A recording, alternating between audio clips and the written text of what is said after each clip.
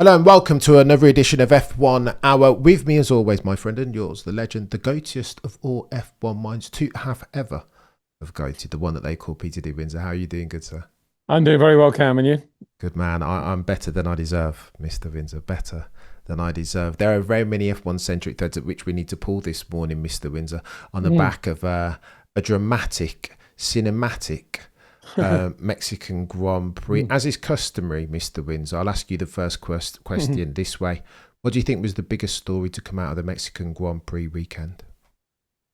Well, that it was such a dramatic race, cinematic race, as you correctly say.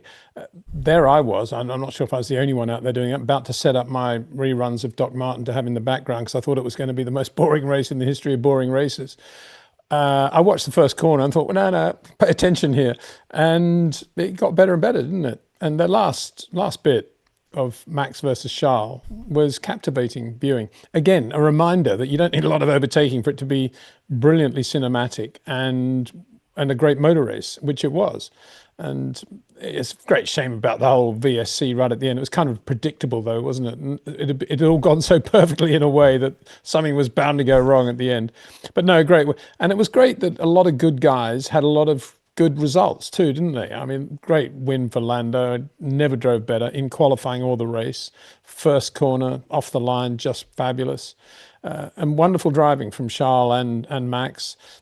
Oliver Bearman, what a star, and so it goes on. But a lot of very good performances, and that's always good to see. Yeah, the big question mark again over Oscar and McLaren, and no doubt we'll be talking about that as the show develops. But overall, yeah, just a bit of a shock that we should never be lulled into thinking this is going to be boring, and because things going to happen in Formula One, you can never predict. Anything, per the immortal Murray Walker, anything can and usually does happen in the weird and wacky world of F1A. Mr. Windsor, let me ask you the first question this way. Yeah. Lando, I've got to bring myself to the truth pulpit because I've said some things over the past couple of weeks. I didn't think Lando had the minerals that, as brilliant as he is when he's had his Weetabix, that we see that level of brilliance far too infrequently. This weekend, he made me eat my words, and I've got to take 10 seats. PT was brilliant, as near as makes no difference, every minute of every single session. Do you think Lando Norris is now the favourite to win the championship in 25? We've predicted so many things, and they've never come.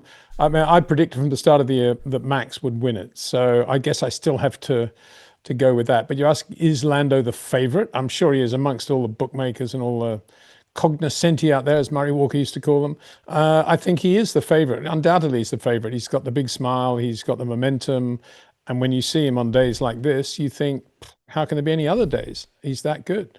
And it was wonderful to see. Obviously, the big question is Oscar and whether Oscar can again be the real Oscar Piastri. Would he reappear on the stage or not? Or will this sort of second version of him, which is not particularly quick, remain until the end of the year? I mean, he's been saying at the end of his little interviews, well, I'm sure I'll get it right at the next race. Looking forward to that. We'll be back in the old speed again. And he's been saying that for 4 races now. So, it's time to. Well, it's not only it's overdue for him to be back being a racing driver again. Well, what do you think's going wrong with Oscar Peter? There's a lot of chat about him underperforming by dint of his driving style at low grip circuits, that he doesn't look after the rears as well of a smooth, flary Lando Norris. Do you think that's what we're seeing over the past couple of Grand Prix? And do you think that will continue over the next 4? It's an interesting observation. I mean, I've said from day one that Oscar definitely has a touch and a feel to be very, very good. And I think we saw this in his first year at McLaren. And then he's kind of, his rate of progression as a driver seems to have stalled. Now, whether that's just looking at too much of Lando's data and effectively on the days when Lando's having a good day, Oscar then thinking, well, I'm going to have to do the same thing if I've got to compete with him. I think it's probably that. And I think that's dumbed down his own natural flair. Flair's the wrong word because it implies oversteer and smoke coming off the loaded rear. Not flair. It belies his natural feel for the surface of the road and doing what he wants to do with the car. And also, there's the other issue of, do McLaren want to have two guys saying different things about the car as well? So he goes with the flow. He's that sort of guy anyway. And what we've got is a dumbed down Oscar who's now, yeah, I would say on low grip circuits, it's showing up his fallibility more than on high grip circuits, because he is turning in late. He is braking as late as he can, and he is trying to get the power on as soon as he can. And he is worried about minimum speeds, and that's minimum corner speeds, and that's not good. You're not going to progress if that's your platform. That's Liam Lawson's platform. You're never going to progress from that. You're going to become more refined at what you do, but you're never going to become a driver at another level, a Max or a Charles, to be blunt. And that's effectively what he needs to be to beat Lando when Lando's on it. And I say that because I've never said anything other than Lando has a wonderful touch, beautifully seamless transitions from straights to corners. My only comment I've ever made about Lando is that I just think he needs to start pushing himself to get into corners earlier and shorten the corners, and then he'll be even quicker. He's got the feel and the touch to do that. But nonetheless, as he is right now, he's incredibly good. And there's never been any doubt about that. It's just maybe there's been some mental things coming in along the way. But to beat that, Oscar has got to raise his game. And yes, he's had days when he's looked very superior to Lando. But in reality, they've been days when Lando's not got it together for whatever reason. And so now it's push comes to shove time, and we need to see Oscar raising his game. And it won't just be, if he just tries to continue doing what he's doing, but tries even harder and goes to the gym even for another hour, it ain't going to work for him, in my opinion. It's chaos, this, Peter. I never thought I'd see over the first 9 races so metronomic and even-handed was Oscar in his performance. I didn't think I would ever see, this season at least, the extent of the drop off in form that we're seeing from Oscar. And then I suppose Oscar Piastri fans all around the world would be concerned by 2 things. In the first instance, the fact that he's never gone well around any of the next 4. I mean, he's 8th and 8th in 2023 and 24 respectively at Mexico. Brazil 14th and 8th, Las Vegas 10th and 7th respectively. Qatar's done fairly well, 2nd and 3rd, but Abu Dhabi 6th and 10th. And then you overlay with that the growing suspicion that Zach Brown and McLaren have their favourites, and he has a name, and his name is Lando Norris. To that, Peter, you respond how? Well, I mean, that's an obvious point, and we've been saying that from the start. I've been saying it from the start, that the curious thing about the whole issue is that if Lando is the chosen one and has been for many years, why would they want to put Oscar Piastri alongside him? Why not just keep Daniel Ricciardo and keep it smooth and natural? And had they done that, Lando would be even more ahead have more points than he's got now. Let's put it that way. So yes, of course they want Lando to win. I think they feel it would be better for the company. Lando deserves it more. He's got the big smile, as I say, and that's great for McLaren. But if it works out that Oscar's the world champion, that's good for McLaren as well. And I guess somewhere along the line, they seem to be ready for that as well. But yeah, I think this is, if you look at Oscar's decline, it started in Baku and it's never really recovered from there. And it was sort of accentuated by the events of Singapore. And he never seems to have recovered from that. It looks like he's just mentally down about the whole situation now, whatever that situation is. And as you point out, it's probably that he's just feeling like the lost one in the team, as Mark Webber used to feel at Red Bull, interestingly enough. And I think that was really shown in the race yesterday, because I've no idea how McLaren made that decision, but to me, the logical decision was to start Oscar on medium tyres, put him on a different strategy for Lando, because he had to, from Oscar's point of view, he had to beat Lando, had to try and take the race to Lando. He's in the same car, and potentially he could do that. But they needed to give him something different, because it was never going to work on the same strategy. He was just going to get locked into a DRS train, and that's what happened. The only way he was going to do it would be prolonging a stint. And if Max could make the mediums last as long as he did in that first stint, then for sure Oscar could have done even better with him, because he's in a better car, a much better car. And there's, if you look at it in isolation, there is a lost opportunity for McLaren, because had they done that, Oscar could easily have been on the podium. and he wasn't. Now, why didn't they do that? That for sure they would have thought about it. They would have discussed it. And my opinion, it's only my opinion, is that they just didn't want to get in a situation at this stage of the year where they've got two drivers on when the strategy call is relatively marginal. They didn't want to do that and split them, because if they did, the driver with the preferred strategy would, particularly if it was Oscar, would upset the balance of the politics too much. And I think that's what happened. I think McLaren tightened. I used that word yesterday. They just tightened in the way they made their decisions.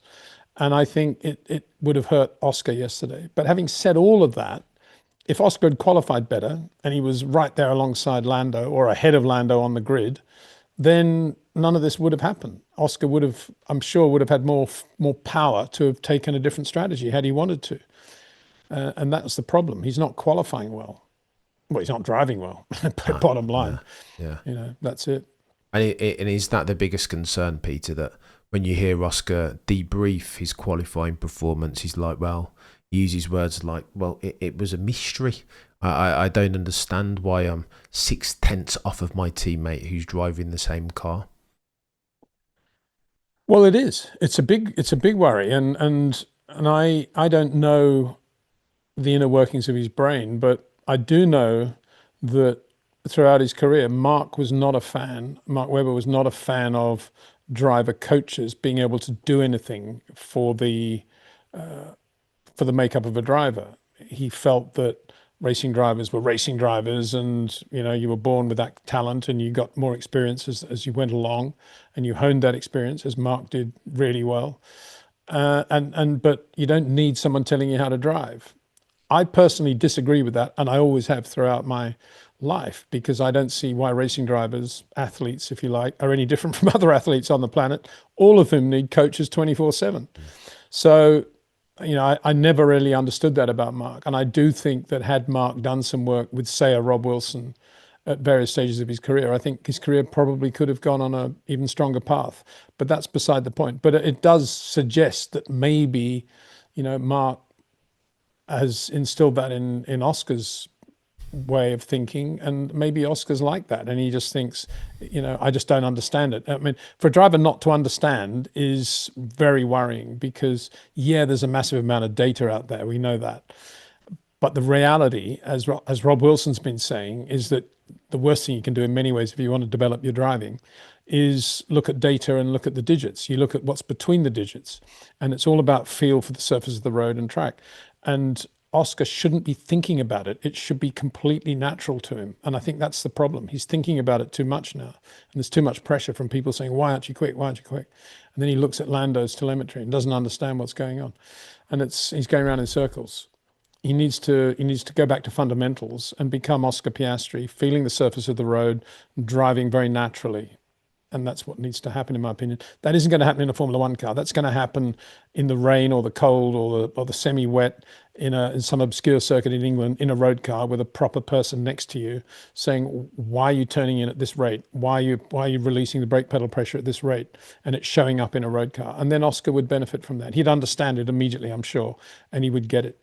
But I don't think he'll ever do that, because I don't think that's the philosophy of his, of his racing management. He said quite specifically, Peter, that he's not going to change anything. No, he's gonna... Well, I mean, that's the safe default answer, isn't it? I'm not going to change anything. And what can I say? It's 4 bad races, isn't it?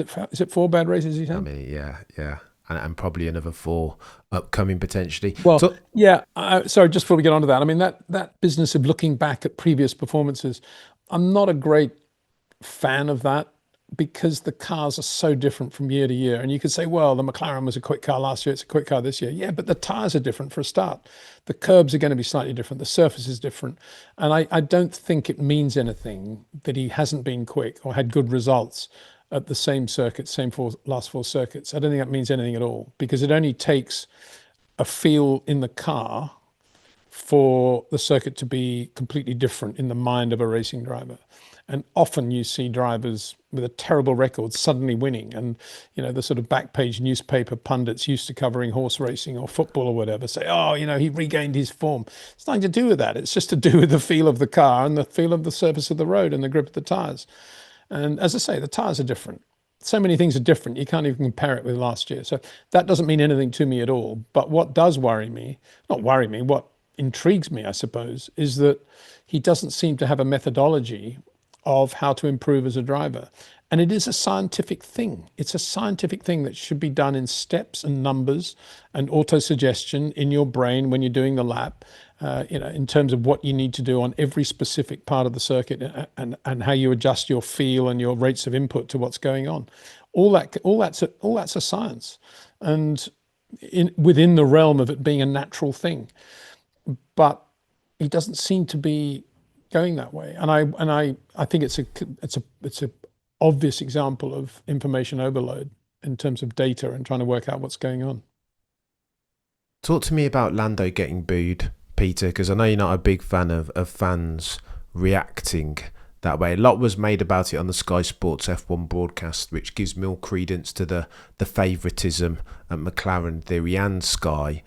He was asked, and the post-race presser was Lando, what did you make of the booing? And he said, well, listen, they can do what they want.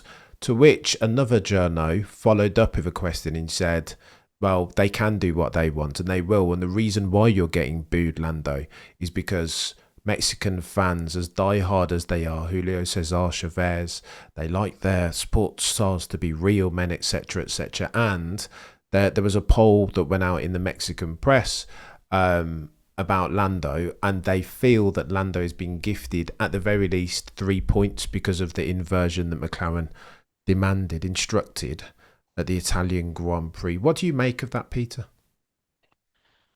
Well, I stand by what I say. I don't approve of that booing, and there's a very good example of why I don't. It gets out of hand, because why would you boo a driver who's just won the race from the pole from start to finish? I mean, that is just churlish. It's stupid and it's infantile, and it's completely inappropriate. I don't care if the Mexicans or any other crowd, it's just completely wrong. I mean, it's an example of it getting out of hand. And I got to say, I don't watch Sky, obviously, but if Sky are saying that they thought it was out of order, then they are definitely guilty of being incredible hypocrites, because who is it that is out there rah-rah-rahing the European crowd to do what they did against the Americans in the Ryder Cup? Sky love all that. And here they are suddenly, their guy Lando, I presume, getting booed, and they think it's terrible. And that's wrong. That's just hypocrisy. So there should be no booing, in my opinion. And that's normal human behavior of respect for one another. I don't agree with it. And I think that's a very good example. I thought it was absolutely appalling. And I lost a lot of respect for the crowd there for doing that. It doesn't matter what you feel about a driver. If he drives that well and puts on a display that complete, you don't boo him when he gets out of the car. It's ridiculous. And yeah, obviously Lando's been gifted some points, but he could argue, well, if they hadn't signed Oscar, how many points would I have now anyway? It's not his fault in a way. It's Zach Brown they should be booing, maybe, if they want to boo somebody. It's not Lando Norris's fault. And so that's, it's just ridiculous. And it made me sick, actually. And it was at that point that I did actually turn everything off and started to watch some Doc Martin, which was a lot more interesting. Peter, I concur. It broke my heart to see Lando borderline in tears after kind of rising to the occasion all weekend. He'd been brilliant. He nailed the start, which I never thought he would do. Yeah. He was incredible. But on the flip side of the thing, one of the reasons why Lando and Charles and Max get paid so much money is because we are in the monetization era of Formula One. It is Netflix's Drive to Survive, and there is an ever thinner line, shades of grey, between F1 as a sport and it becoming sports entertainment. And so I think there is I don't make the excuse for it. It shouldn't happen, but I understand why the fans and the footballification of Formula One, isn't it, Peter? That there are more fans here who weren't here in yesteryear when it was maybe more respectful. So I understand. I think that's the why, not an excuse, but the reason behind it. Well, I'm sure you're right, but it doesn't make it correct. And as I say, Sky are guilty as any other entity on the planet of fueling spectator, reactions, negative and positive. And so that's where it has to stop. And it's a question of whether you want to look at this from a financial point of view and say, well, it's inevitable, we've become this huge cinematic event and we need booing and we need cheering, we need all this, or whether we're talking about human behavior and respect for the rights of others. Personally, I think the latter is much more important than anything else on the planet. And so therefore, it's not an excuse to say, oh, well, this is just because the sport is now so big and it's a sign of how healthy Formula One is. Because, money and size is not actually a measure of progress as human beings. And this is a negative thing for me, to see huge numbers of fans booing a driver who's just led a race from start to finish from the pole. I think that there's no way that can be called positive. Bravo. I concur. Let's talk about the FIA. Since you spoke about progress, Peter, there's one entity in F1 that feels like it's done anything but progress, and that's the FIA, the regulatory body of $1 billion enterprise in Formula One. Two instances happened, one probably more serious than the other, at the Mexican Grand Prix, that I think are worthy of note as far as the regulatory body and the way that they institute for the rules and regs in a way that's consistent and fair. In the first instance, Liam Lawson is driving fairly quickly on track, and there are marshals in front of him picking up debris. And in the second instance, you get the climax for the race. We've watched 68 laps. We're ready to see a proper gunfight in Charles versus Max, an onrushing, fire-breathing, dragging Max Verstappen, competing in earnest for a championship. And then we get a virtual safety car for a Carlos Sainz car that's parked well clear of the track. What do you make? What is wrong with the FIA, Peter? Why do we keep getting these moments of stupidity? Well, because we don't have Charlie Whiting running the race. That's why. And ever since Abu Dhabi 21, with Michael Massey making that massive mistake, Formula One have gone into a knee-jerk overkill reaction, massively bureaucratic on tiny details that don't matter, and overlook on very important points. All a function of, we don't really know how to do this, so we'll build up a lot of committees and get more people and try to cover every base. But it comes down to the usual thing in Formula One. It's a very different activity to banking or football or darts or running an art gallery. It is about people who've been doing this most of their lives, who walk into the pit lane, sniff the air, and can immediately feel what is about to happen next, or what should be done in order to react to what is going to happen next. And the FIA is not comprised of those sorts of people. It's comprised of people who've come from all sorts of walks of life, who are very, very good in their own box of ability, but are not racers. They're not actual racers. And that's the problem. There's no broad picture. Charlie Whiting was a gearbox mechanic. Then he was a chief mechanic. Then he was Bernie's guy. And then he became a very, very good race director with Herbie Blash alongside him. And then that went, sadly, with Charlie's passing away. And the best thing they could have done was get Herbie Blash in that job, in my opinion, straight away, pay him a lot of money, whatever it would take to get him away from bikes. They should have got him into Formula One. And now we've got these sort of committees and people, and sort of simulations of what can happen. And all the things you're talking about are little things that have slipped through the cracks that were never there before, because it was an autonomous Charlie Whiting event. Sorry, Bernie Charlie Whiting event. And that's where we're at. And I'm not sure how it can ever change now. I mean, there are Charlie Whiting clones in the pit lane, but they're all Formula One people. They're people like, Jonathan Wheatley, Alan Permain, people like that with real racing brains. They could also be very good race directors if they wanted to. I'm sure they don't, because they don't want to work for the FIA and they want to just be doing what they're doing. They want to go and win Grand Prix. As my old Uncle Jock used to say, I'm the only man capable of running the country and I'm much too busy at the moment. And that's right. That's what Jonathan Wheatley would say. And so it goes on. I mean, Christian Horner probably, well, I don't know. I'm not sure about Christian. I think he'd be a little bit more, wishy-washy, but you need somebody who'll just call a spade and get on with it and not be afraid to make a mistake. That's the point. Nobody wants to make mistakes. And so there's one thing you didn't mention there, which I thought was a foul up as well. And that was that ridiculous bollard that they had at the apex of turn 2, which appeared on Saturday morning. What was that all about? and if you look at the race director's notes, it's just there as a picture at the end of the notes and no explanation of why they've done it. Insanity. Was it that they're all watching the interview I did with Mark Slade, where he pointed out that Carlos Sainz had a really, really good trick that he used through the apex of turn two, and nobody else could do it. Nobody could, not even Charles Leclerc could do what Carlos Sainz was doing there with the Ferrari, and it was totally legal, and he wasn't damaging the car, and nobody could emulate it. Oh, we better stop that then. We'll put the bollard there. Was that what that was all about? I don't know. And they've got those lumps of concrete now there to I don't know what that is either, just damage the car. Why not just, they've got the track limits thing. Why do they need to put those big lumps of concrete there? Big globs of orange concrete on the apex of those corners. It looks, they're always going on about, well, they're not always going on about it. They're trying to make the Grand Prix circuit look as beautiful as possible, with all the electronic gizmos you can have for sponsors' logos, and yet they put these big blobs of concrete in the middle of the apeces. What's that all about? There's so many inconsistencies, and that's the problem. As I say, with Charlie, you basically knew where you stood, and when he didn't want to make a decision, you also knew that as well, and you knew you had to sort of take a gamble on whether he was going to then jump on your back 3 weeks later or not, if it was a technical thing on the car.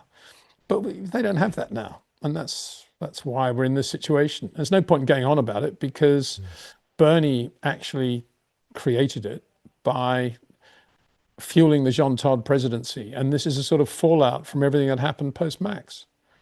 And there you are, ain't going to change. Yeah. Unless they decide not to be policed or organized by the FIA and become a separate entity like NASCAR. And Formula One has its own administrative body and has its own people. That's the only way it will ever change. And I don't think that will change, because I think Liberty and, well, the commercial rights holders, whoever they are, but Liberty in particular, probably like the look of being run by the FIA and this third party adjudicator. And that's part of it, So I don't think that'll change. But what if it's no longer Liberty, Peter? I'm hypothesizing and speculating, of course, but what if in the not too... I only say this, Peter, to say this because I remember watching John Maloney interview, and he spoke about Liberty's structure being sufficiently complex to where any sale of F1 would, for tax purposes, be too detrimental to the bottom line. And in order to sell, they'd need to do all the restructures and almost siphon off F1 as its own separate entity, again for tax purposes.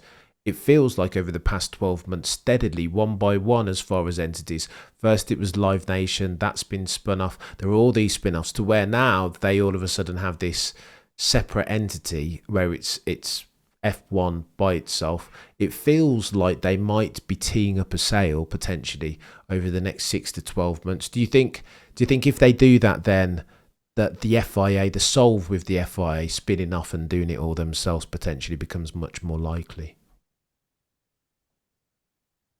Wouldn't it be wonderful if the teams bought Formula One as an internal buyout? Wouldn't that be cool? That's what we need, actually. That would get us back to grassroots, whatever. And the Liam Lawson episodes wouldn't happen, I don't think, if they did that.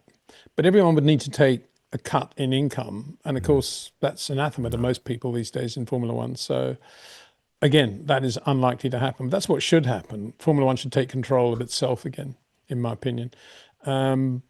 Beyond that, I can't offer an opinion, because who knows what they'll do with it.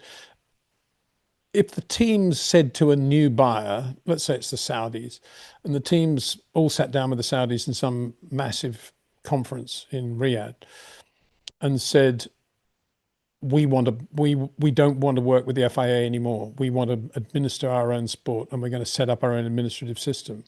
It's potentially possible, I suppose, that the Saudis are so green and so unused to what Formula One is all about. They might say, oh, well, if that's what you guys want to do, go ahead. They might well do that. So that could happen, I suppose. But it would take a lot of work and effort and time from all the team people to make that happen. And I don't think that any of them want to devote that amount of time and effort to it. They just want to get on and get the bills paid for next month and build a decent racing car. Yeah. It's all change. Yeah, well, yeah, and the problem is Formula One is a capital-intensive sport. Without the money in advance, in effect, the sport doesn't exist. Whereas most of the other sports in the world, just about all of them, okay, America's Cup, slightly different, but most of them are all prize money sports based on results, not based on competing first. And that's why Formula One is structured the way it is.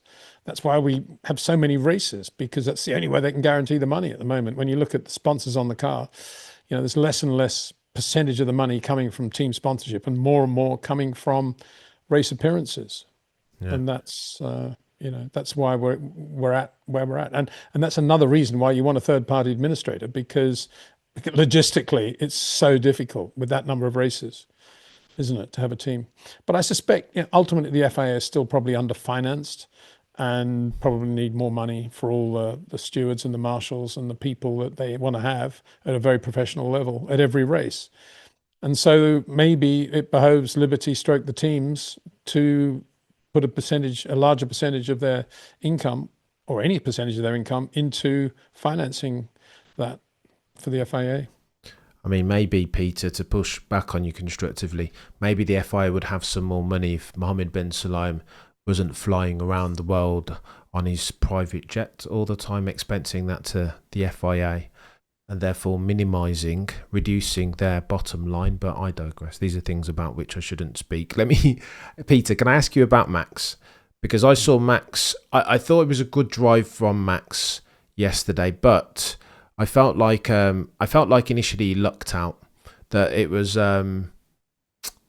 that the circuit, that the racing gods were looking down favourably upon him, that he started on maybe the wrong tire. I know you disagree with this, but maybe a different tire to what everybody else was on around him. And then in the second stint, he puts in lap after lap on those soft compound tyres. It's 121.3, 121.4, as near as makes no difference. Each of those 37 laps are around 121.3, 124, 121.4 on average. I listened to a couple of podcasts and people are talking about that Max Verstappen drive as if it were the best Max Verstappen drive that they'd ever seen. That final stint in particular was just otherworldly. To that, Mr. Windsor, you respond how? Well, for one thing, he did more homework than any other driver in that weekend prior to the race. He was the only guy to run the medium and the soft on full fuel, with fuel in the car on Friday. And he was the only driver to do a fuel run on Saturday in FP3. Nobody else did. So there's a lot of data and a lot of advantage he's already got. Okay, it didn't help him in qualifying. And yes, one of the big mysteries, for sure, is why he was so slow in qualifying on a tyre on which he was obviously pretty comfortable back end of the race on light fuel. But having said that, I don't think it was that much of a gamble to put him on the medium at the start. Don't forget, they don't really know what the others are doing. They see it when it comes up on information before the covers come off, but they don't know when they make the choice. And so Red Bull had no way of knowing who else would be on mediums. And I think they were probably delighted when they saw everybody else around them on softs, because where was the downside for Max? The chances were he was going to be locked into some sort of DRS train, sort of position 4, 5, third, whatever, unable to do anything, and slow, and the race pace therefore wouldn't be great. Yes, he would be in traffic, which is detrimental to the tyres, but nonetheless he could do some lift and coasting, and he could look after the tyres and do those things well that he always does. And then potentially, maybe the race would come alight. They didn't know how long they could run on that soft tyre, but they had a feel that maybe they could do it as a one-stop strategy based on the data they'd done and that very good long runs he'd done. Admittedly, both long runs were on mediums, but he didn't run the softs for that long. But it was clear that the track was evolving and that the car potentially was better on the soft than the medium, because the medium, they were just getting hot, and there's not much you could do about them. This is one of the strange things about the two compounds that were used effectively by Pirelli in Mexico. Forget about the hard, because it just never got a look in. But the medium seemed to slide more and go off more than it should have, and the soft was a really good race tire.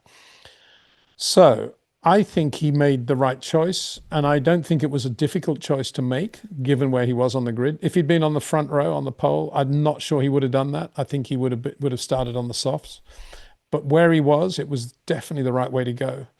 The big question then was whether they could make it a 1 or 2 stop race. And obviously the preferred option was a 1 stop, because there was a pretty good chance everybody else would be making 2. Not necessarily Lando, but the others around him.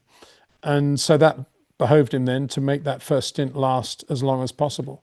So when people say the second part, that second stint was one of the best he ever drove, I would say, yeah, could well be. But I would say, think about the job he did on the mediums in the first stint, where he wasn't that comfortable, and everything they tried, the diff, this and that, nothing worked, to the point where Max just said, nothing's working, I've got no grip. And he just sort of said that, like, stay off the radio now, let me drive this thing. Because, and that, that's Max saying, this is terrible. And he extended that stint longer and longer and longer. He probably wanted to come in 10 laps probably before he did. And yet he didn't really fall off much in lap time. Right at the end, last lap, it was sort of going off the cliff. Yeah. And that was the bit where you saw Max Verstappen at his very, very best, extending that stint on mediums so that they could get into the right tyre delta for the soft tyre. And he did that. And then the next thing was being as patient as he was in the first 5, 6, 7 laps on the red tyre and not pushing it too hard and just letting it come in at the right way. He was doing a massive amount of lift and coasting in the first 5 or 6 laps on that soft tyre, and yet still he was quick. He was really quick, and he was looking after the tyres. And he was saying, "Can you give me more power?" Because he wasn't going to start using the tyres. And they kept saying, "Oh no, Max, just live with mode 6 at the moment." And that was absolutely brilliant, I thought, the way he was using the tyres there or not using the tyres, and how quick he was. And then when they said, "Okay, Max, go now," bang, he was off. And it wasn't sliding and wasn't doing this. He was just obviously then braking a bit later, less lift and coast, whatever he needed to do. He was in charge of the car himself. And that was the result, 0.4, 0.5 seconds a lap on Charles Leclerc. And wow. Obviously helped because everybody else did what Red Bull expected them to do and made their second stop because the medium was so bad and they had to go back to the soft again. But by then, Max was far enough ahead for it not to be a problem. And if you think about it, his soft tyres were only 10 laps older than Oscar Piastri's. That's how good his medium stint was in the first part of the race. That's the staggering thing about it. Only 10 laps. Yeah, you could say, well, that's a lot. Well, it's not that much, actually. And obviously it was enough for him to effectively, he would have been second. And that's great. That was a brilliant drive by Max. And it was all technical stuff of managing the tyres and just remorselessly catching Charles. I would finish by saying, don't forget how good Charles Leclerc was, though, under that pressure, seeing that gap coming down, knowing the number of laps there were in the race, knowing that he was going to be on your tail on the second last lap in the DRS, and yet still no mistakes under high speed, heavy braking. You're talking 300 and whatever it was, 330 kilometers an hour down to second gear with Max right on your tail. Your yellow medium tyres have lost all their grip, and Charles was absolutely perfect.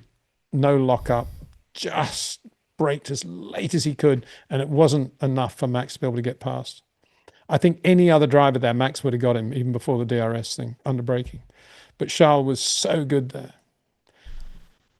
I felt the one thing the two things, obviously. One was the the yellows and the virtual safety car thing. It was a bit like Abu Dhabi 21, wasn't it? And then the other one was just as Max was about to catch Oscar Piastri, and we thought, wow, it could be a race here. They bring Oscar in. The lap that 2 world championship contenders. We thought we were going to see him wheel to wheel. Who was going to take which one out? But no, that didn't happen either. A bit frustrating. But anyway, a fabulous race. It was an half bad. And that Zach Brown, that Zach guy, again, he's a bit relentless, isn't he? He'll go well. That Mr. Verstappen. Peter, let me ask you about the charge on Charles. Do you think over the penultimate laps that Max would have got Charles, but for the virtual safety car? Yeah, for sure. Yeah, it would have got him on DRS, under braking for the turn 1. Because he was near enough without DRS. So, yeah, he would have got him. And Charles wouldn't have done anything silly because he still wanted P3. Yeah. And from his point of view, he put up an amazing fight on a one-stop strategy with old mediums that had lost their grip a long time ago, beaten by a guy on a soft tyre, who'd done a good job with the tyre management. And that would have been it. It wouldn't have been a terrible P3 for Charles Leclerc. So, yeah, he would have got him for sure. And then talk to me about the start. and penalties. I saw in your review video that you said the biggest injustice was the 10-second penalty that Lewis got, to which Lewis didn't deserve a penalty for anything. Yeah. Ferrari should have got a fine for not giving Lewis the right information on how to pace himself relative to the cars behind when he rejoined the track. That was something to do with Lewis. How's he supposed to do that? I mean, every other team does that. I don't understand what Ferrari were thinking in not giving him that information. And no, of all the people out there who did not deserve a penalty for anything that happened, it was Lewis Hamilton. He was completely innocent in all cases. Yeah, he outbraked himself, but he wasn't involved in anybody else into turn 4. But going into the first corner, though, of the race, Lewis was fabulous, wasn't he? Down the inside of Charles. Everything was set up for a really good Lewis Hamilton race. And the problem for Max was that it was Charles that he was having to sort of try and pass on the outside and not Lewis, because Charles is going to move over on you. He always does.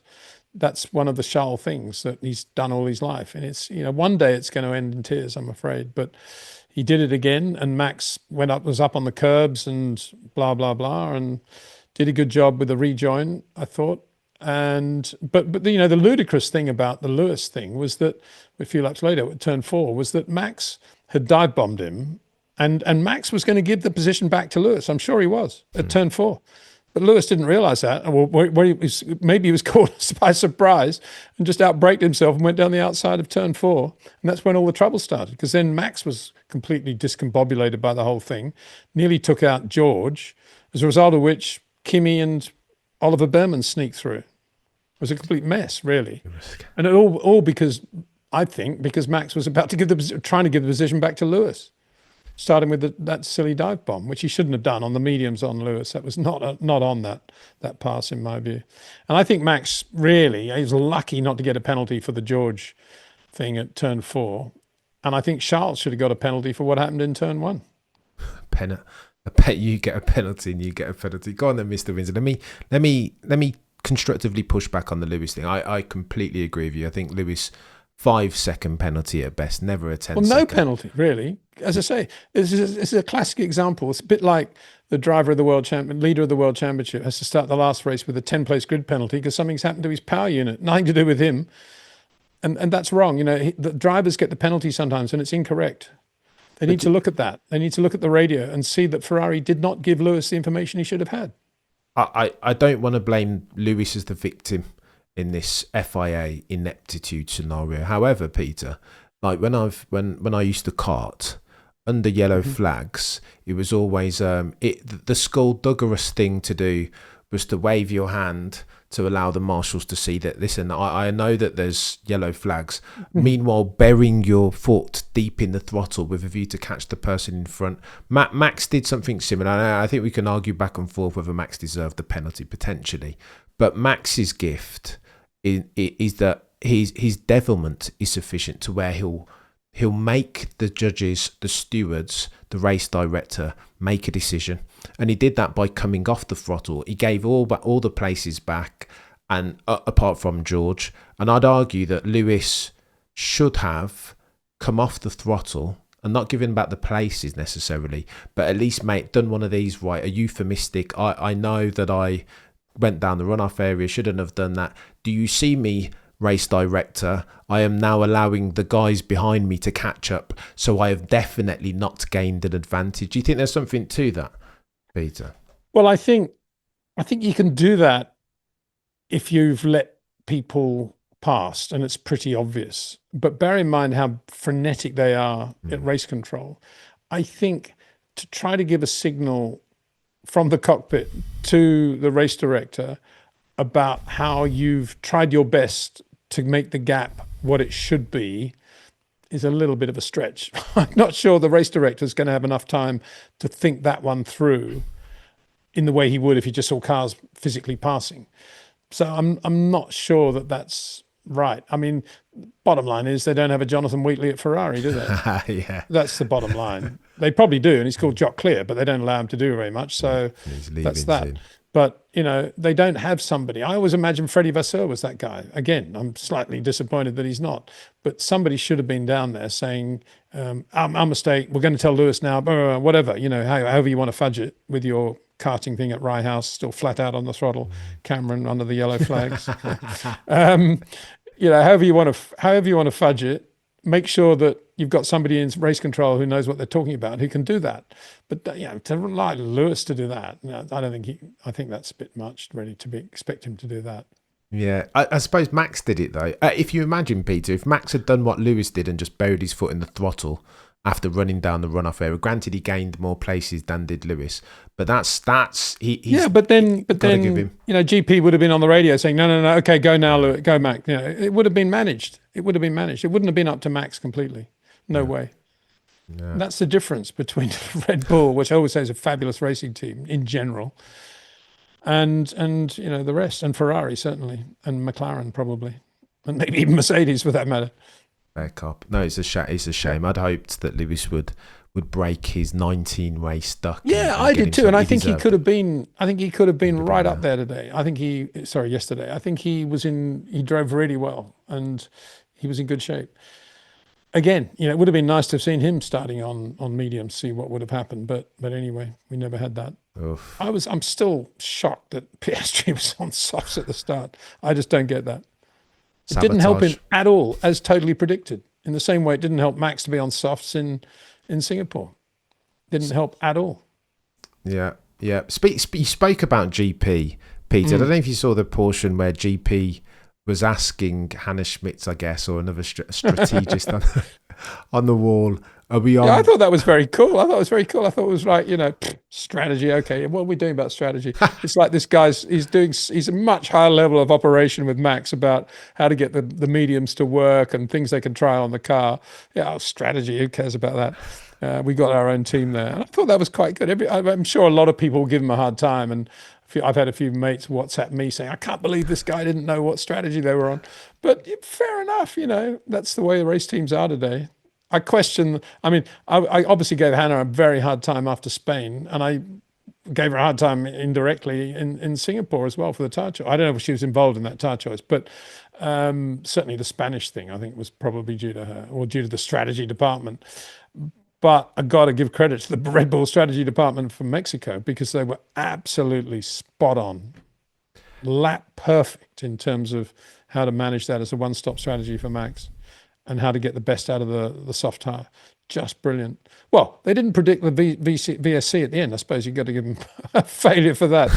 Isn't that what strategy departments are supposed to do? I think I got a lot of time for GP. I think he and Max have just got this thing where they've just got this incredible rapport. I think Max said, unless he's there on my car, I ain't staying at Red Bull, did he not? I think that's the story. And fair enough, the guy's so good. And he's so good that, what strategy we are? Okay, one stop, right. But give Max credit, though. What a catch in post-race, to say, oh, no, that was all to do with Yuki. That was a great catch by Max. I don't know how many people were taken in by that one, but no, that shows how much of a racer he is too. He's never going to throw his big and he probably wasn't even briefed about that. He's probably thought that through himself. If I get a question about that, I'm just going to look after my mate GP. He circles the wagons very nicely. He's never and we shouldn't forget that happens quite a lot. And I'm not sure that I made the point in the video. It happens quite a lot, and they put it out because it is Max. But I'm not sure that sort of stuff should be out there in the public domain, because it's fairly private. We are getting access to their private radio in effect, and if they make a mistake like that, is it appropriate for Formula One just to blare that out around the world? I'm not sure that it is. And I'm the guy saying that we should have a drive to survive for the engineers and for the mechanics and for the sponsorship people and for the logistics people and maybe for the FIA even, that all these layers that we should be bringing to the surface. But I've always had the rejoinder that it's up to the director and the producer to make sure that nothing insensitive is ever put out. And that's not a difficult thing to do, in my opinion, if you understand Formula One and you can walk into the pit lane and you can sniff the air and you know what's going to happen next. Racers, I'm talking about. That's not difficult to do. For people that know nothing about Formula One, it's incredibly difficult. But here was an example of, if we did have a drive to survive for the engineering department behind the teams, that's the sort of thing that should not be put out, in my opinion. There's lots of other great stuff that should be, but not that. Not when there's a human error like that. Because we're all human and we all make mistakes. And what's the point of, capitalizing on that? Isn't that the beauty though, Peter? For the longest time, hasn't F1 been very much us and them?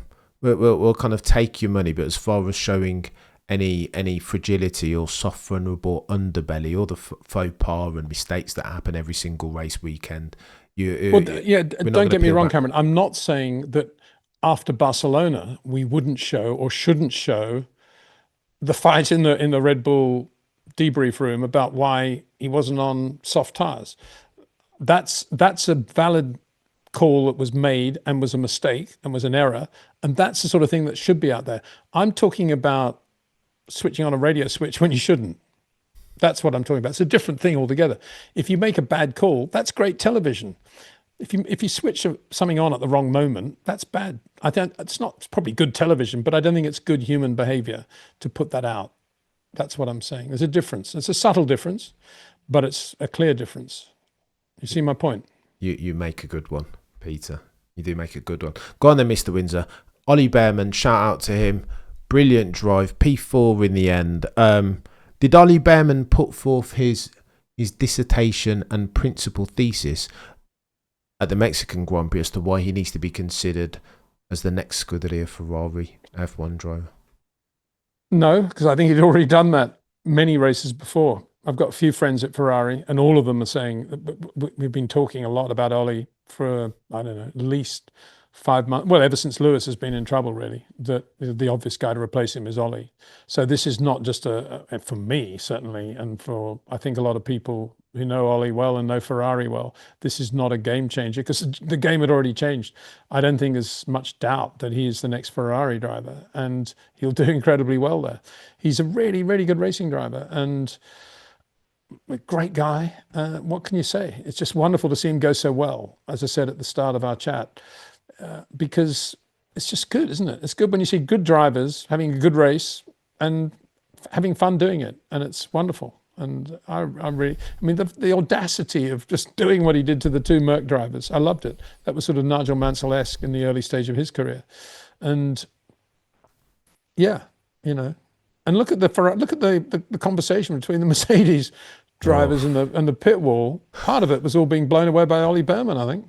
Yeah. That certainly has its effect on your pulse rate, I would have thought. Just a tad. It's so annoying that they never ask questions that actually mean anything anymore, because I would love to have known where they felt the Haas Ferrari was quicker than the Mercedes. And you probably, it's difficult to overtake and track position. He got the track position, DRS. But also there would have been bits. For sure the Haas has got some really good points now, and they've got that new floor, and they've done a really good job. Yeah. Got to hand it to them. They are progressing. As we round third, Mr. Windsor, let me ask you about George's exchange with his engineer. At one point, he's got a McLaren driven by Oscar Piastri breathing down his neck, and he's told to look after the rears. To which he responds, "I've got a quicker car at my AWS. I don't know what you want me to do. I asked you to invert with Antonelli, and you didn't do it."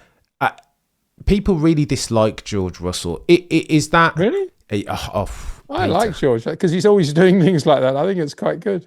But do you think he helps himself in the court of public opinion with those messages? Always sounds like he's having a moan, wants the inversion, wants to roll the dice on strategy and he was bleating about Max, wasn't he? He was desperate to get a penalty for Max in the first corner, wasn't he? That was the first thing. But if anybody's going to do that, it's always going to be George. I find that slightly irritating about him, that he's always trying to get somebody else in trouble. But on this thing, I kind of sympathize with him because he's, since Lewis left, he's effectively the face of Mercedes in Formula One, and he's Mr. Nice Guy, and he's articulate, and he's intelligent, and I'm sure he and Toto have some very cerebral dinners and conversations and so forth. And part of that is this whole glad, happy McLaren Zach Brown thing of we're all, we win and lose as a team, and we're all a team, blah, blah, blah, aren't we wonderful? And it brings me to my point, which is that a number one driver of the ilk of George Russell should not have to ask for permission to pass, a new rookie called Kimi Antonelli in the other car. Pass the guy. Don't even ask permission. What's all that about? And And that's the problem. And because they've got themselves in this mode of, oh, well, I better get permission to do this because if I have to pass him, I might have to take a small risk and we might touch and might damage the car or whatever. And it's become too precious. Just get on with it and race it. You know, I think James Hunt ever asked Teddy Mayer if he could pass Jochen Mass in the other McLaren? Do you think Nigel ever asked permission to pass Nelson Piquet? You know, do you think Max would ask permission to pass Yuki Tsunoda? That's the problem. And they've got themselves in this thing of permission all the time. It's been around for quite a long time, as I've said. But that's where it's coming from because, you know, all this, oh yeah, I better not do this until Toto gives me the okay, or whoever it is has to give them the okay. Of course they blew it because George should have been way in front of Antonelli and shouldn't have been anywhere near. Piastri shouldn't have been anywhere near George. And Piastri's and Antonelli's job yesterday was to sort of keep Piastri away from George. That's how that race should have been run. And they completely messed it up. They will probably say, well, George should have passed him. But, you know, he's got so far down that road of being a corporate Formula One driver with a briefcase and a nice suit that he is always going to ask permission now to pass his teammate. He's not going to be a ruthless James Hunt with no shoes, sawn off jeans, a singlet T-shirt, stamping out a cigarette, climbing into a race car and blowing Jochen Mass away. He's never going to be that person. And that's the problem. You know, Mercedes need to get get George to be a lot more raw and natural, which I think it's too late to do that now. I think he's far too far down the road of being George Russell corporate superstar. And he is a corporate superstar and he is a fabulous racing driver. And it was a shame that his race was so blighted yesterday by all that. George Russell, the only person not named Oscar, Max, or Lando still in contention for or at least before the Mexican Grand Prix, still in contention, which I think is worthy of note. Peter, who, to that point, and many will say that George is the driver of the season, alongside Max, Oscar, Lando, and maybe Charles throw in there. Who's been your driver of the season thus far as we kind of round third base in the 2025 season? Well, you've just listed about 5 drivers of the season, so I'd go along with that. They're all, as I said, they've all had their day. As I said before the season started, there's going to be McLaren consistency, but then there's going to be all the other teams having their day because it's that sort of formula and we have at the moment. It's all these mysteries of how the tyres suddenly work and suddenly don't work and nobody really understands why. Good example, Mexican Grand Prix, Max on Saturday, Max on Sunday in the soft tyres, George in Singapore. All these things are happening and the teams are moving so quickly to the next race. They don't really understand why. It comes back to my thing of it's much more difficult to know why you're quick than it is to know why you're slow. And so if you take all of that into account, you could come up with at least 5 drivers of the year, if not more, actually. I mean, why isn't Ollie Bearman a driver of the year, considering the car he's driving? Why isn't Gabriel Bortoleto or Nico Hülkenberg? Yeah, there's a lot. You have to take a lot into account. But yeah, George right up there, absolutely superb when the car's great, and he's pretty good when it's not great. His time management is still fabulous, and he's another guy. You know, you got to question whether if he'd started on the medium and gone to the soft, how his race would have gone on a one-stop strategy. It's interesting, and that's interesting, isn't it? That none of them even thought that through and went for that option. And the only guy that did was Max. Oh, and he's the guy that did the most homework before the race. I wonder if there's any relationship there. While we were all belting around trying to get the thing to work on softs on one lap, Max was doing that long run. Yeah, I remember that now. Yeah, maybe that made it. Maybe we should try that next time. You know?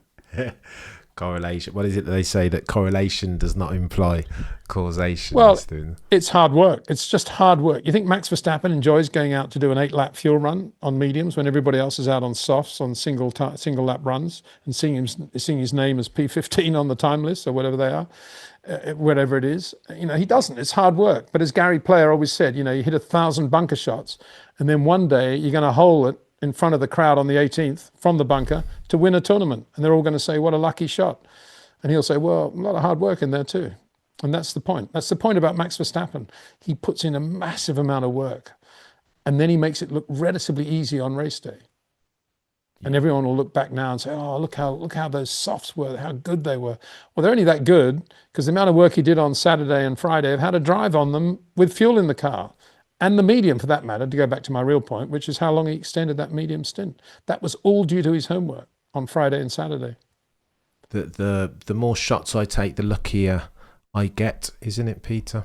Practice. Well, yeah, perfect that practice. in a nutshell, yeah, you've said it much better than I, but yeah, that is correct. The harder you work, the luckier you get, and it is hard work, Yeah. very hard work. And Max, I think from memory, was first out of the pits in FP3, and I don't think either McLaren driver were out until sort of 10 past the hour, something like that. Maybe wrong on that, but I'm just thinking, I mean, he gets the lap time. that was my impression, I think, if I think back at the beginning of FP3. Now, you could say, well, what do they have to prove? They've got this great car. Well, if you're Oscar Piastri, you've got a lot, I'm afraid. Maybe that's all right for Lando. But if you're Oscar, you should be out there, man, having a look at what's going on in every different track condition, fuel load, everything, tyres, and trying to get to the bottom of why you're not feeling the surface of the road, which is actually what's happening with Oscar. He's not feeling the surface of the road, and he's trying to drive quickly in a sort of Lando-esque way of braking late, turning in late, getting on the power early. And that's not, ultimately, I don't think that's his natural way of driving. I think it's become his default way of driving this year to beat Lando, but I don't think it's his natural way. And he's got now to go back to his natural feel for the car. Go on then, Mr. Windsor. You've been too generous with your time as always. As we round third, my final question is this. To save a dying puppy, who are you picking the Drivers' Championship in 2025? Lando Norris. Because I love puppies, and that's the softest option, I think. And I don't want to, I want to save that puppy. But I'd love to see Max do it. And if we're getting that excited about Max maybe finishing second in Mexico, imagine what it'd be like if he actually won the World Championship. Imagine what that would be for the sport, for the money, for liberty, for Wall Street, for everything. But also because Max is a very, very good racing driver, it would be totally just. Having said that, Lando and Oscar have gone through the ups and downs at McLaren, the growing pains at McLaren in Lando's case, certainly. Oscar slightly less so. But both of them have had their days, and both of them are driven beautifully to win Grand Prix. So both of them deserving world champions, whichever way it falls for them. So I don't really have any feel either way about that. I think they're both deserving.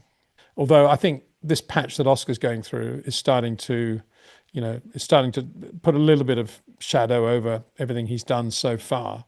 And he really needs to get out of the funk and get on with it. Mr. Windsor, it's going to be interesting. That's my prediction. I think it'll go close. Well, you want it to go close because that's good for business, isn't it, for everybody? But, it's a rising Max Verstappen tide floats all F1 boats. The longer that he can keep the McLaren boys honest, the better. But you could argue that it's already lost, because really for him to be world champion, he needed to just have perfect weekend after perfect weekend, and McLaren's to have problems and be ahead of both McLarens in effect. And that wasn't the case in Mexico, was it? I mean, Lando got his points and Max was only third, and it wasn't a perfect weekend. And I think probably already now it's become too big an ask for Max. That's my gut feeling. But I mean, some said similar at Zandvoort when the delta was 104 points, right? If Max can eat into Oscar's lead 64 points over the course of 4 or 5 races, surely 33 or whatever it is now, like, I don't know. Stranger things have happened, Peter. I don't know. Well, they have. I just think if Max had won Mexico as he won Austin with Lando or Oscar second, then I think you'd be feeling, wow, we're on the ship now. This is it. It's going in that direction. There's the goal. But to me, this was a bit of a wind blowing, colder wind coming in. And the fragrance of the wind is this, orange papaya, and it's going to be very difficult for Max to continue to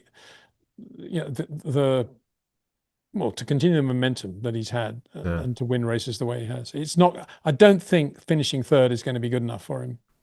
No, he's going to need fortuitous circumstance.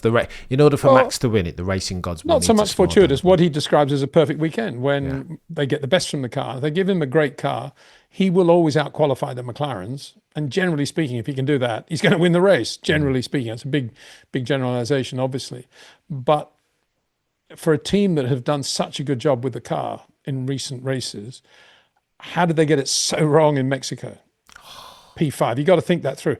They're capable of doing that. They're capable of doing that again at other circuits. So that just shows how on edge that Red Bull is. And it's not as good as a McLaren.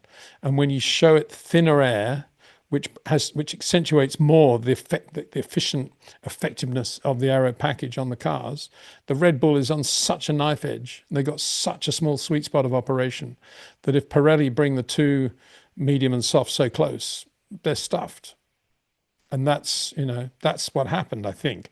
I think it was just the thin air of Mexico. Now, maybe that differentiation isn't going to show through in the remaining races, but it's a reminder of how much better the McLaren is than the Red Bull. And you've got two very quick drivers in a very, very good McLaren against one brilliant driver in a not so good Red Bull. Pretty good, much better than it was, but it's not as good as a McLaren. And that's the battle that is ahead of us. Mr. Windsor, how do you like yourself so much? What a time to be an F1 fan, eh? Peak F1 fan, some people are saying.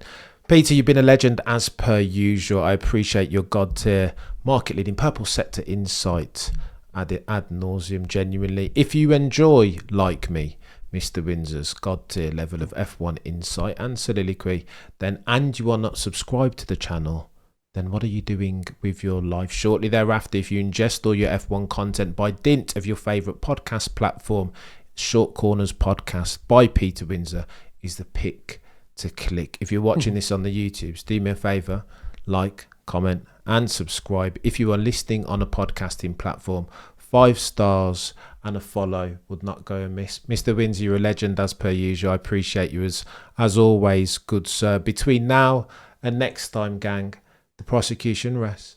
No further questions, Your Honour.